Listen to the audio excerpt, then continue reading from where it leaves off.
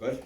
Yeah. Sweet. Okay, so for excellence, as the criteria says, what you have to do is make a well-considered conclusion about which part, phase and or biomechanical principle has the greatest impact on performance. For this, you could consider which error would you fix first and why. If you were given one lesson to fix your whole skill and you were to pick on one error to fix, which one would you start and why?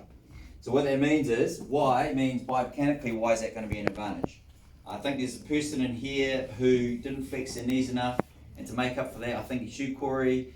He then went up onto plantar flexion to try and make up for the lack of knee flexion, but then that threw him forward and he was off balance in the execution and follow-through phase.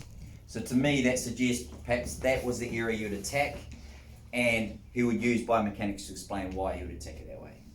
Does that make sense? All right. Or the errors that you had were more discrete. So what that means is they kind of were isolated. They didn't have a flow-on effect. So, and they're inseparable, and why? Or is one error more pertinent to the outcome of the shot? So you may have had good distance but poor accuracy. So what skill area then had the impact on accuracy, or vice versa? Does that make sense? All right. So essentially, those are some of the questions to break that further down.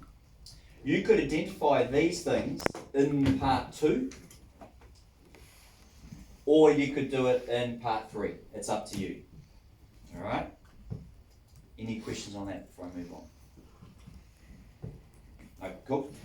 Okay, so for other factors, okay, so we had a discussion, I think, Connor and I, about what other factors are, and the fact that the standard's asking you to conclude which other factors are important in improving the skill when we didn't use those other factors.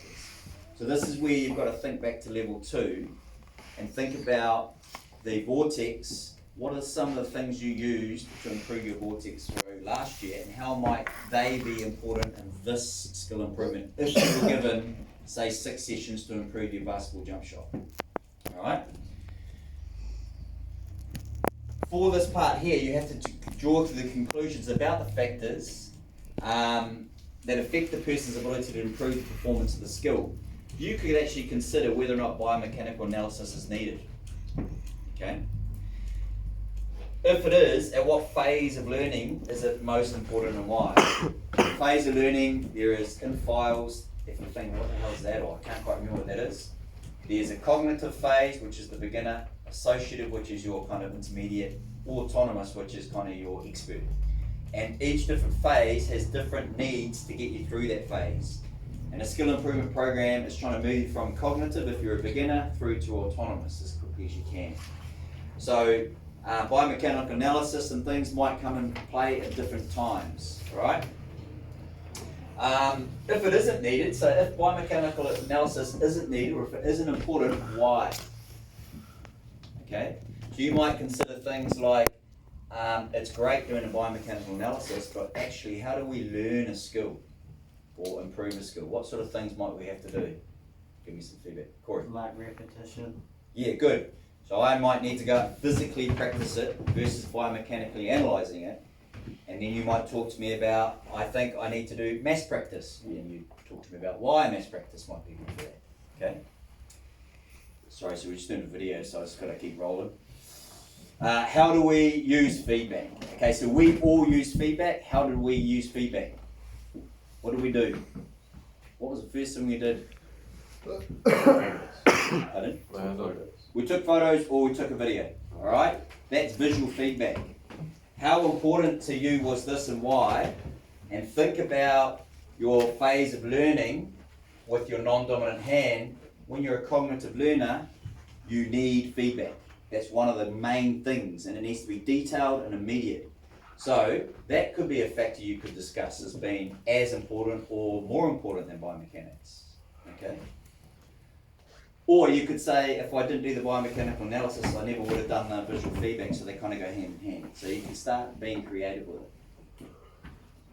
Other skill improvement strategies, types of practice, which is what we just talked about. You might use mass practice, distributed practice, open school practice, closed school practice. If you're not sure what they are, it's all in the skills, the file section.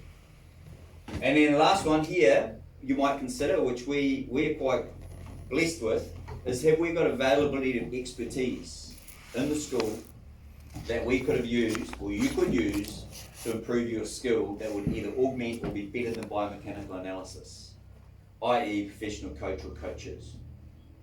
How might we have used them? And think about, has every school got that resource? Alright? Final part. In teams, I've put in the file section critical sentence starters. A lot of excellence level writing is started by a good sentence starter. Because if you start saying things like, in my opinion, or other people might think something opposite, but I believe, that shows me you're starting to think critically. What that means in this instance is you're not just thinking about your view being the only view and it being right. You're starting to show me that you understand there's different ways of thinking around this, but I'm building a case for my opinion. Does that make sense? Yes? Yep. And the last thing is plagiarism. So, none of you have plagiarised, but with the drive coming into the due date on Friday, it can be easy to fall into it. So, all of these are going to come back to me. There's none online anymore. You've had a chance to have a look at those online. You might pick up a sentence starter or two out of this, or you might go, oh, I need to go and do some research on maths practice, because this looks like something. But you can't just reword my thoughts, okay? Or even have similar thoughts, all right? You've got to create your own thoughts, okay? Does that make sense? Yep. When I mark, I've got all my exemplars that we've had a look at, and I'm cross-referencing the whole time, all right? So just be aware of that. Cool? Likewise, AI. I've had a close look at your writing over 4 or 5 weeks, and I know where you're at with your writing.